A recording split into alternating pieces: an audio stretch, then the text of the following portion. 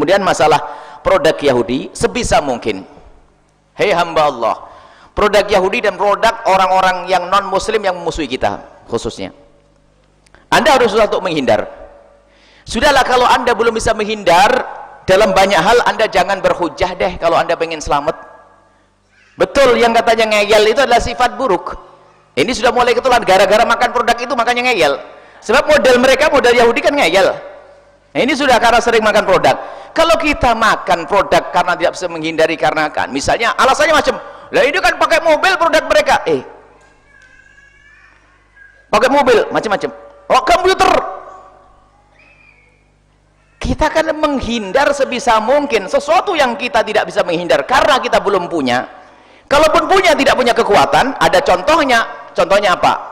Kita boleh membeli senjata kepada mereka untuk nembak mereka kok, tapi senjata, bukan minuman, bukan sabun. Untuk saudara kita bisa membuat, contohnya produk-produk alat-alat berat untuk membuat pembangunan yang canggih, kita beli alat dari mereka. Tapi untuk membuat satu usaha yang menyaingi mereka, boleh.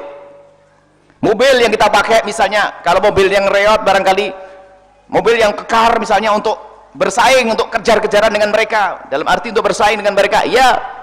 Tapi urusan-urusannya sederhana, yang misalnya sama-sama susu, kalau tidak ada Yahudinya kok tidak enak. Ini kan orang ngeyel bener ini. Wong airnya tetangga saja lebih enak, kok harus pakai air yang itu? Astagfirullahaladzim. Kenapa?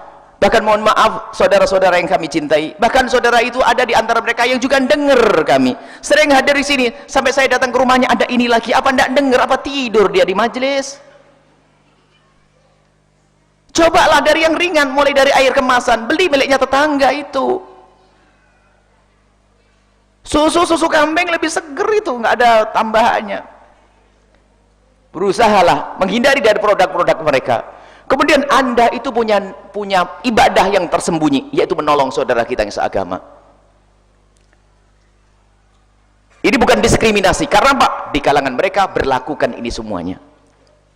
Mereka memberlakukan ini semuanya. Sehingga di kalangan Yahudi mereka menghimbau kalau belanja jangan kepada selain daripada saudaranya, didahulukan saudaranya dulu. Kita kurang cemburu kita ini, urusan susu, sabun, baju, kalau tidak merek ada kafirnya, ada Yahudinya nggak suka, naudzubillah, karena sering nih. Jadi kita harus sadar, tolonglah jangan ngeyel, tinggal istighfar saja. Aduh, urusan ini saya belum bisa. Banyak bisa yang komputer, karena yang canggih untuk bisa mengirim ini harus dari mereka, ini produk-produk mereka. Tapi kan ini adalah untuk berdakwah. Kita tidak akan beli alat untuk teknologi radio dan sebagainya, kita beli, ternyata orang kita nggak bisa buat. Di sisi lain kita juga harus berusaha untuk buat produk yang kuat. Jangan kedelai aja kalah, kita juga mental kita yang harus dibangun. Sampai pengusaha tempe, pengusaha tahu itu nggak mau dengan kedelai lokal, maunya kedelai Amerika. Loh, kenapa begitu? Kalau kedelai lokal mesin saya rusak, lah kok bisa campur pasir? Ini kan mental kita sudah nggak bener juga ini. 45 kilo, 5 kilonya pasir, kan dusta ini. Mohon maaf nih, umat Islam harus berbenah juga. Tapi sisi lain kita harus membantu mereka agar mereka bangkit dengan usaha-usaha mereka. Umat Islam berjaya nanti. Sehingga kita membeli air saudara kita, susu tetangga kita seagama. Ini perlu. Lah, kalau Anda ketemu orang ngeyel begitu, ya Anda sabar. Tapi Anda perlu menyampaikan, berusaha dalam diri Anda sendiri. Cuman mungkin kita suatu ketika beli air yang semacam itu. Air kemasan milik mereka. Dalam keadaan mendadak, misalnya anaknya kecekukan, mau mati, keselak sama kerupuk rambak, nggak ada airnya, beli air nggak ada, wah airnya hanya ini saja, mendesak, belilah. Tapi jangan sampai dibawa ke rumah banyak-banyak beli itu. Mohon maaf, ini keimanan loh ya, gengsi. Mereka bisa buat brand, hebatnya mereka tuh, mohon maaf, begitu hebatnya tuh barang nggak berarti, jadi lidahnya dicekoi setiap hari jadi enak yang nggak enak. Sampai katanya Pak, kalau seandainya mohon maaf, kotoran ayam digoreng oleh mereka, dikemasi, Anda beli kok. Mohon maaf, ini begitu kita itu gampang ikut-ikut. Coba nih, kotoran ayam, sampai kita ingat guru mulai cerita tentang begitu gampangnya kita tuh terpengaruh ya. Dikemas, gara-gara kita senang dengan kemasan, campur sama tepung sedikit jadi roti. Ya, nggak ada yang tahu kalau itu kotoran ayam ya. Mohon maaf ya. Kita mau saja, padahal nggak enak, cuman kalau setiap hari kalau brand keren gaya ada petentang-petentengnya gitu kan, ini milik Yahudi begitu, jadi enak itu. Ini awas, hati-hati keimanan.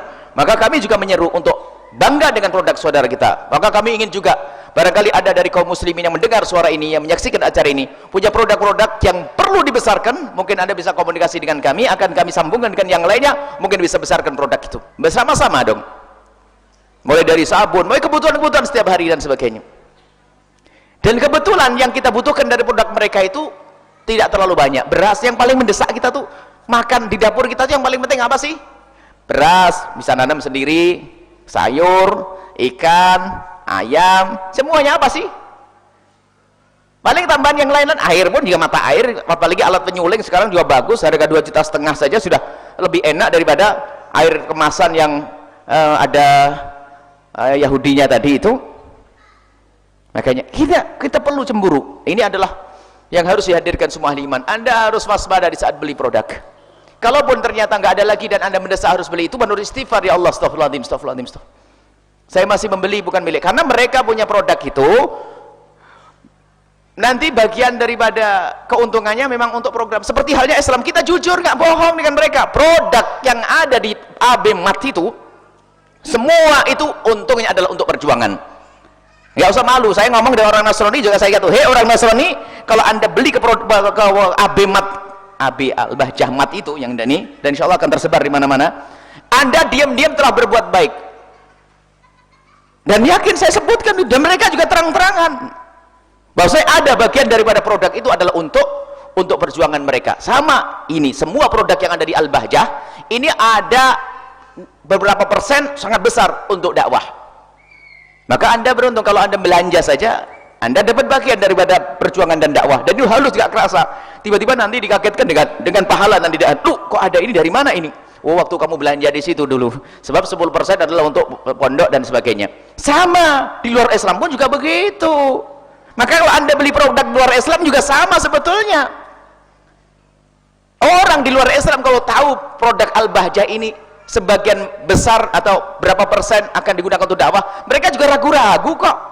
Di luar Islam di saat tahu bahasanya produk orang Islam ini untuk dakwah, mereka ragu-ragu untuk membeli. Hanya orang Islam saja membeli produk mereka yang untuk dakwah, untuk agama mereka, nggak ragu-ragu. Ya orang Islam kita ini nggak ragu-ragu. Kebalik bener. Kalau mereka mikir, wah ini AB Mat, jangan belanja di AB Mat, mereka akan ngomong begitu. Dan kita tidak pernah ragu. Anda tidak belanja ada apa-apa. Maka semua program kita ini harus dengan label Islam. Nggak usah malu-malu, orang di luar Islam saja pakai label mereka juga berani kok. Kadang-kadang umat Islam tuh nggak kurang pede dengan Islam, pakai label Islam ragu-ragu, nanti siapa yang beli? Oh enggak, sebutkan ini. Bahkan ya kalau perlu gede, yang belanja di sini ada nilai dakwahnya, nggak ada, nggak ragu. Lihat aja nanti depan harus ada tulisan begitu. Kalau Anda lihat abeman di mana-mana, slogannya terang-terangan, yang membelanja di sini berapa persen adalah untuk dakwah. Nggak ragu kok kita.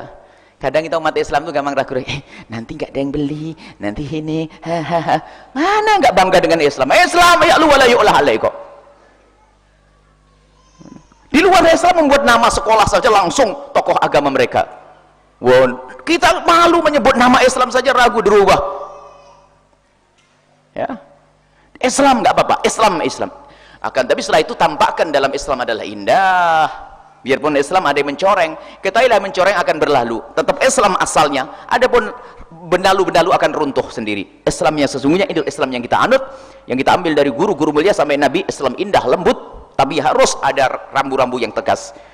Baik, ini adalah masalah produk-produk Yahudiyah. Jadi harus yakin Anda dalam mengingatkan juga harus perlahan, halus.